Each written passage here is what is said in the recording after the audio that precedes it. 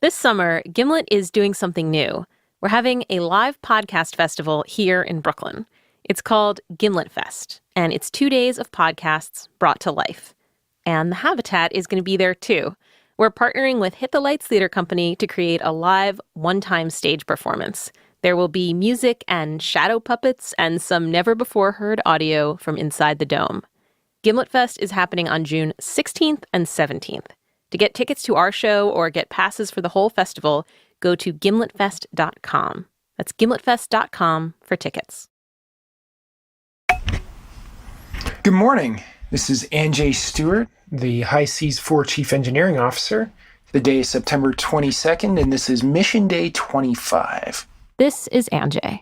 Of all the people in the dome, Anjay is probably the most excited to be here. He's wanted to be an astronaut ever since he was a little kid. This was the 80s, and if you remember, 80s was sort of the golden age of the space shuttle. You know, they were launching shuttles every few months. You just turn it on TV, and you'd see a shuttle launch. Even with all those shuttle launches, all that excitement about space travel, Anjay never really thought about going into space himself. And then he saw something that changed all that. It was a movie called Space Camp. By the time you leave Space Camp, you will know the function of every circuit on the shuttle. You may never get the chance to fly in it, but it won't be because you don't know how. Space Camp, 1986. A movie that features more training montages than you could ever hope for, more 80s perms than you could ever want, an adorable talking robot, a young Joaquin Phoenix, and a very 80s soundtrack. It's, very campy. It's not like Going to Number is one of the great movies of our time or anything like that. But what it's about a bunch of kids at space camp who, through a series of events, get shot into space in a real space shuttle. Wow, weightlessness. This is unreal. I feel like I'm flying. Oh, it's like magic. And I remember the shuttle, Atlantis.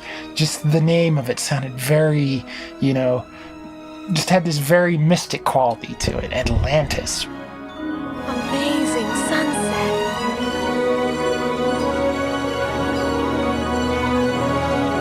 Boy, I could stay up here forever.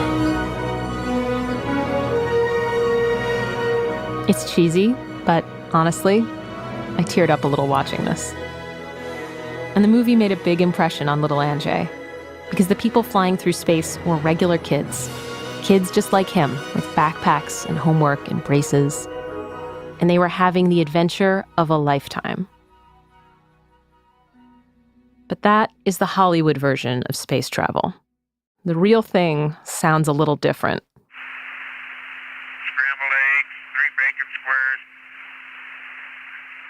pineapple, grapefruit drink. The real thing sounds like this. You're listening to Ronald Evans on Apollo 17.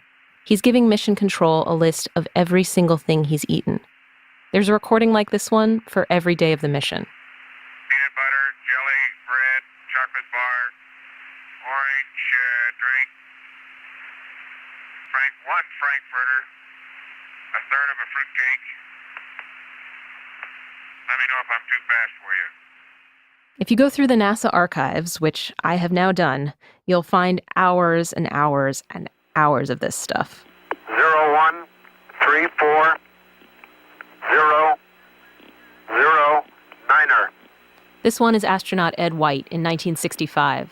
He's giving Mission Control the coordinates of a spaceship. Okay, Ed, let me correct you on that. Stand by. It's 013 4009.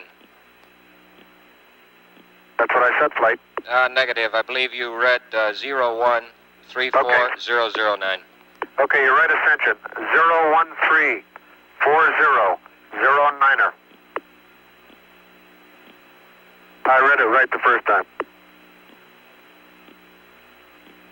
Okay. You read the right numbers. You didn't read it with the right beat. The right what? You didn't read it with the right beat. Back in the 80s, little Anjay dreamed of being an astronaut. And he's followed that dream all these years. He grew up and got his engineering degree, his pilot's license, and to improve his chances of becoming a real astronaut, he applied to be a fake astronaut in high seas. But High Seas is designed to be as close to the real thing as possible, which means it doesn't have much of this.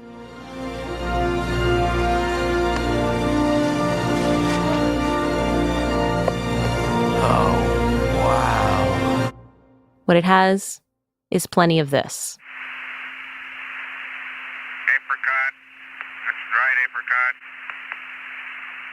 Half a beef steak, butterscotch pudding, orange drink, and tea.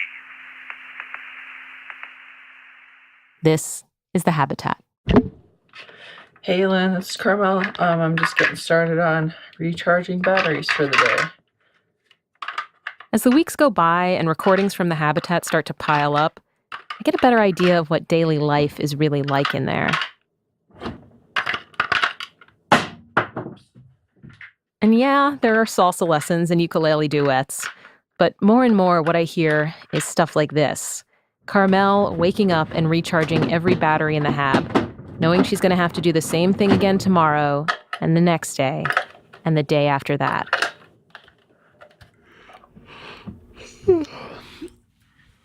It's the Yule log of audio recordings. I listen to the crew rehydrate their dried chicken, and run in place, and ride the exercise bike, and rehydrate more dried chicken, and run in place, and ride the exercise bike. I listen to conversations like this one. Sunk or sinked? I don't know. Sank? This is Tristan and Carmel trying to agree on the past tense of the word Sunk? sink. Sink, sunk. Having it. I don't think there's a word sunk. for it. You realize that the audio we're making right now is like lethally boring? I'm sure it is, but this is the majority of our day. It's like talking about stupid, boring things. It's the kind of conversation you have when you've got nowhere else to go and nothing else to do. And it's not just that their days are becoming boring and monotonous. You know what we should do while we're do our surveys? We got our surveys to do. It's also that they spend huge chunks of those days monotonously reporting every detail of their monotonous monotony Surveys. by filling out surveys. There are surveys for everything. We have daily surveys, we have weekly surveys. Morning survey, sleep log, Stress survey, humor survey every month, end of day, badge survey, afternoon sample. plant interaction survey every month. 1, 2, 3, 4, 5, 6, 7. The crew is doing up to 11 surveys a day.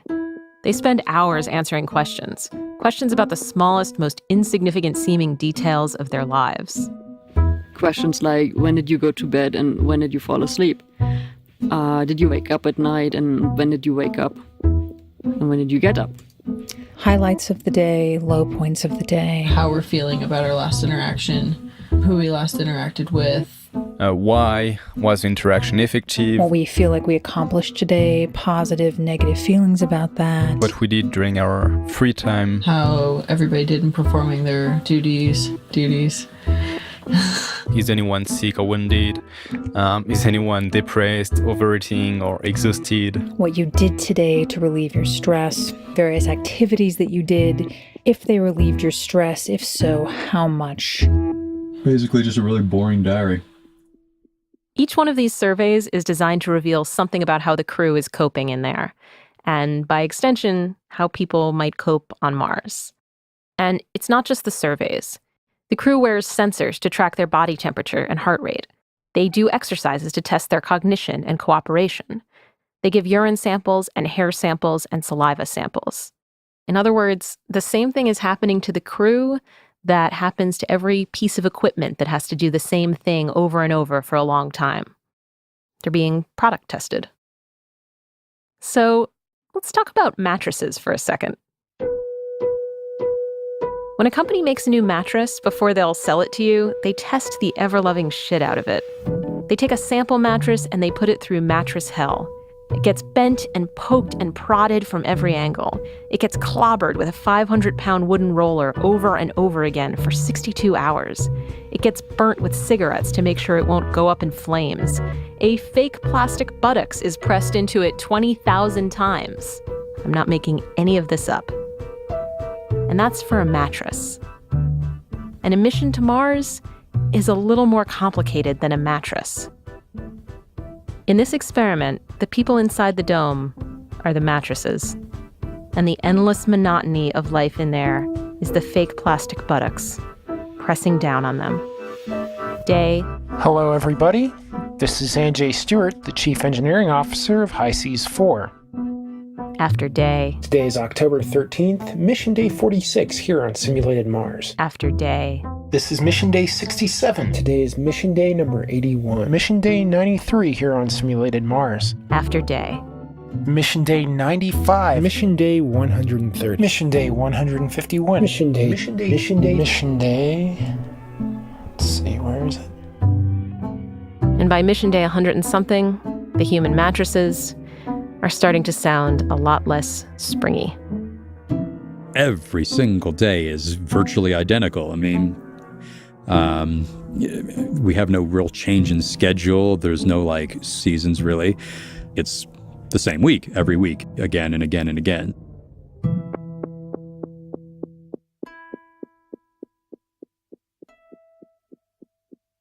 There's one day, though. One day when something happens to break the monotony. But not in a good way. This day, it was November the 13th, I came downstairs and I saw my crewmates whispering. And when they saw me, they said, "Cyprien, you might be interested in the news." This is Cyprien, the French member of the HI-SEAS crew. And the day he's talking about started like any other day. Someone on the crew got up, turned on a computer, and opened Wikipedia. And on the right-hand side of the page, there was a sentence about, quote, a shooting that injured several people and a bomb attack at a bar near the Stade de France in Paris. Paris. The place Cyprien was born and where he's lived pretty much his whole life. It's where my friends are. It's where my family is. It's the places I grew up in. So the crew is supposed to be on Mars. And Mars is really far from Earth. It's so far that any information you send from one planet to the other will take about 20 minutes to get there, which means real-time communication is impossible. Phone calls are impossible. Searching the internet is impossible. And the habitat works like that too. They do have access to a few websites like Wikipedia, and they have email, but with a Mars-like 20-minute delay. Imagine that right now, the person next to you turns and says, "Hey, did you see this? Something bad is happening," and then out of her mouth comes the name of your hometown. You want to know everything right away. You want to Google to see what the hell's happening. You want to check Twitter, Facebook, the New York Times. You want to turn on the TV, the radio. You want to call your mom and see if everything's okay, if she's okay. But you can't. You can't do any of that. Your only connection to the outside world is your email, which is on a 20-minute delay. So I opened my mailbox, which is the only way for me to get news. And I found this email, which was from the French person in mission support. And it was called Attentat à Paris. And it said, "Cyprien, il vient d'y avoir 3 attentats à Paris, en simultané. Fusillade au Stade de France, où avait lieu un match franco-allemand." Even if you don't speak much French, you might understand a few of the words in here. Le président a été évacué. The president has been evacuated. Il y a au moins 39 morts. There are at least 39 dead. C'est des attaques terroristes. These are terrorist attacks. In the rest of the world, on this Friday in November, this is what we were hearing. This is an ABC News special report. This is CNN. This is an ABC News special report. All right, we are just getting word now what appears to be a shooting, maybe multiple shootings. Gunmen with Kalashnikovs reported. Des secours, des pompiers, des ambulances. Panic and bloodshed as police stormed a concert hall where gunmen had taken hostages. In the city of Paris. Paris is under siege tonight. But in the habitat, it was very quiet. For a while, all the crew could do was keep refreshing that one Wikipedia page over and over.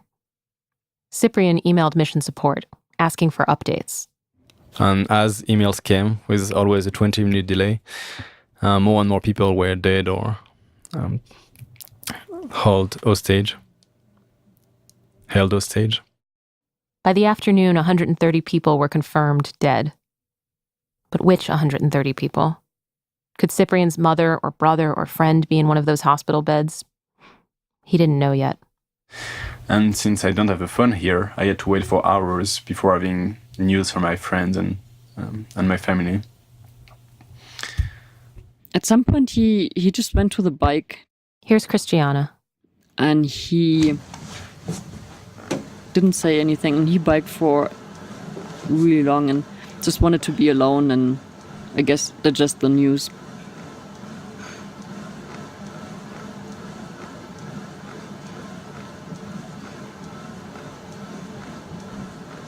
There's maybe one other person in the world who understands what Cyprian was feeling in this moment. More about that after the break.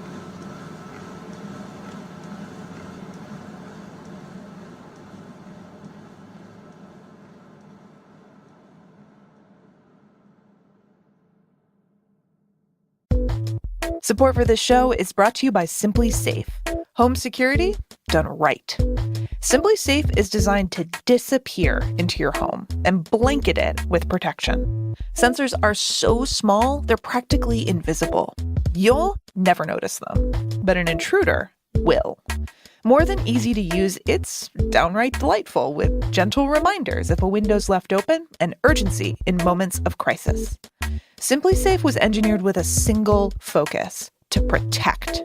It's built for the unexpected with safeguards against storms, power outages, downed Wi-Fi, hammers, bats, and more.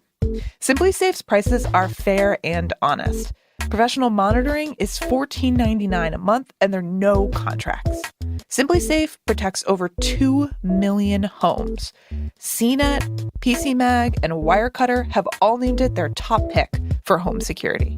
Learn more about how Simply Safe can protect your home. Go to simplysafe.com/Gimlet. That's SIMPLI safe.com/Gimlet.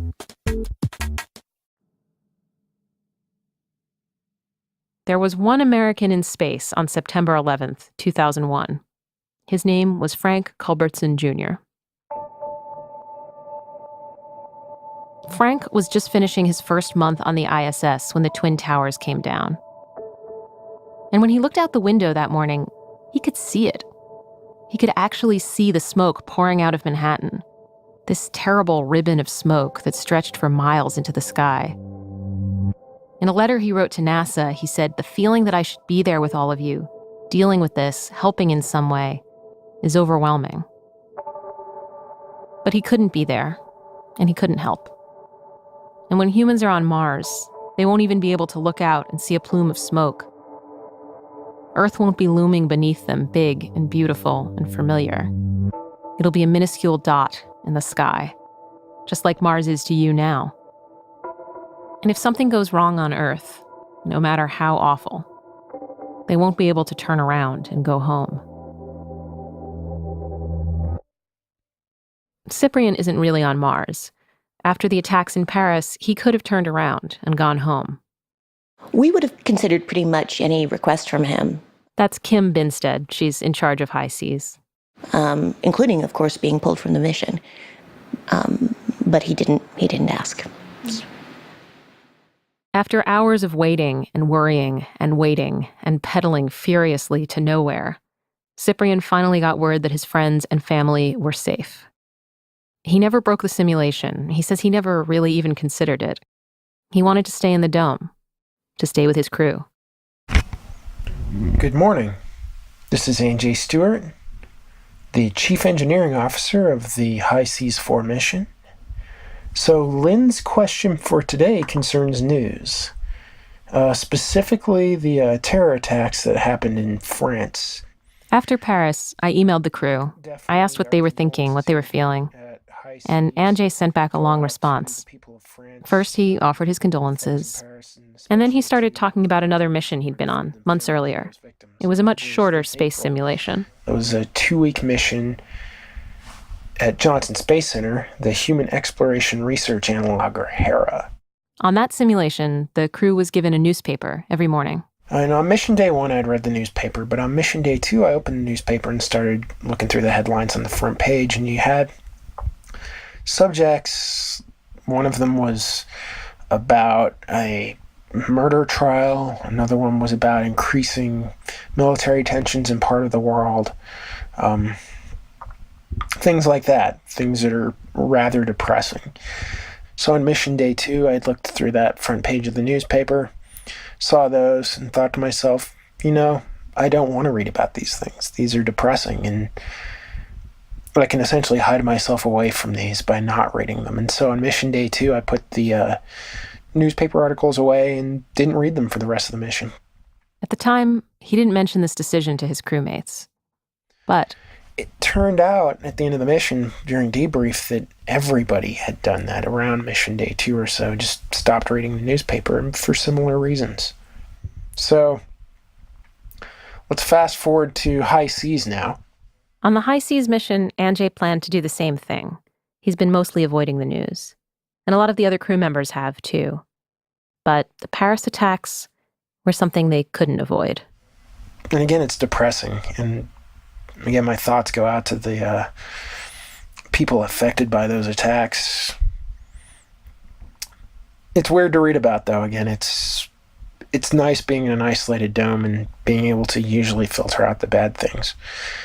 We don't have war here in High Seas. We don't have death. We don't have crime. Things like that are kind of this foreign concept to us here. It's a little hard to describe until you've actually felt it. And then, again, you'll hear about something. It's like, wow, people are mean to each other sometimes. Well, why are we like this? Yes, sometimes life in the habitat is boring and repetitive. Sometimes it's almost unbearably boring and repetitive, and the days start to blur together.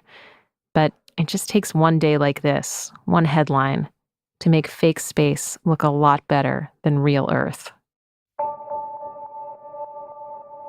After that American astronaut, Frank Culbertson, watched the World Trade Center collapse, he wrote a bunch of letters to NASA. And in those letters, he actually talked about Earth a lot less than you might expect.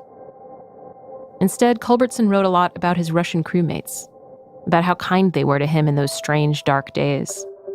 Michael, he wrote, even fixed me my favorite borscht soup for dinner. Vladimir taught me the Russian word for condolences. Out there, you only have each other. And the same is true in the habitat. And instead of spending their time peering out at all the insane things happening on Earth, this crew seems to be devoting more and more time to their friendships with each other. And on the next episode of The Habitat, some of those friendships start to seem like more than just friendships. It could be something as simple as just kind of two people meet and they kind of click and they hit it off and they become a cute little couple, and that's fine and doesn't get in the way. Or as complicated as everyone just passing each other around over the course of the whole mission and getting unbelievably complicated and just activating parts of the brain that NASA had not anticipated training them for. That's next time on The Habitat.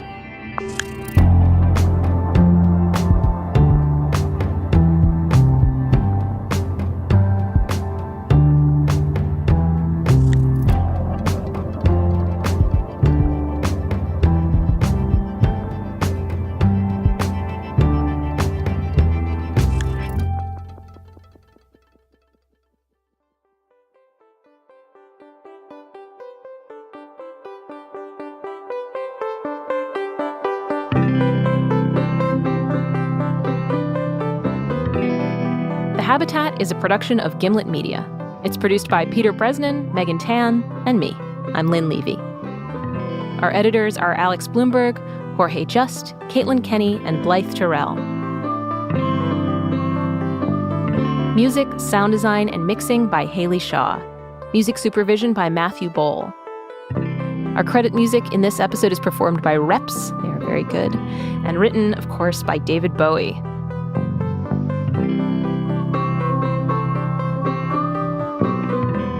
Our fact checker is Michelle Harris.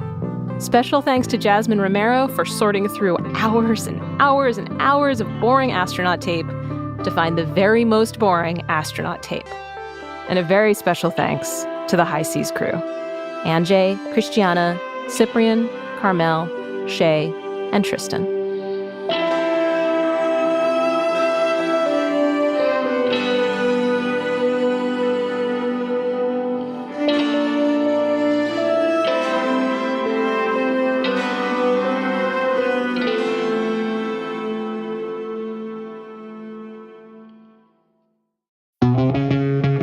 I'm Nando Vila, host of a new podcast from Gimlet Media, We Came to Win, a show that takes you inside the most thrilling moments of the World Cup.